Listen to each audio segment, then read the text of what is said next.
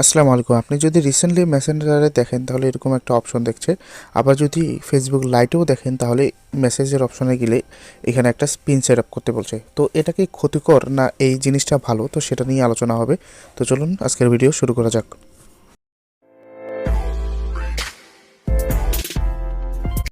তো এখানে যে অপশনগুলো আছে সেগুলো আগে বুঝে নিই। এখানে মোর অপশন আছে, আমি যদি যাই তাহলে দেখবেন যে এখানে create 6 digit pin, store on device only, এর দুইটা অপশন আছে।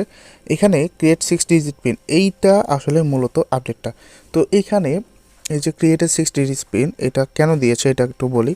যে অনেক সময় ফেসবুকে দেখেন যে যদি কোনো কারণে আপনার অ্যাকাউন্টটি হ্যাক হয়ে যায় তাহলে যে কোনো চ্যাটে কিন্তু আপনার অ্যাক্সেস নিতে পারে।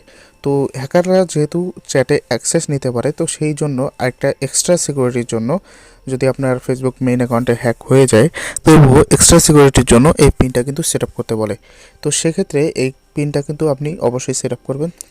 এখানে ক্রিয়েট 6 ডিজিট পিন এটা সিলেক্ট করতে পারেন, অথবা স্টোর অন ডিভাইস অনলি। তবে আমার পরামর্শ হবে এই যে এটা আছে ক্রিয়েট 6 ডিজিট পিন এটা করা। আর এটা কোনো ক্ষতিকর জিনিস নয়। তো এখানে কন্টিনিউতে দিবেন, এরপরে যে কোনো একটা পিন সিলেক্ট করবেন।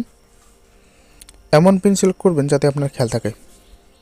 এরপরে পিনটি রিকনফার্ম করবেন। তো আপনার এখানে কিন্তু পিন সেট আপ হয়ে গেছে।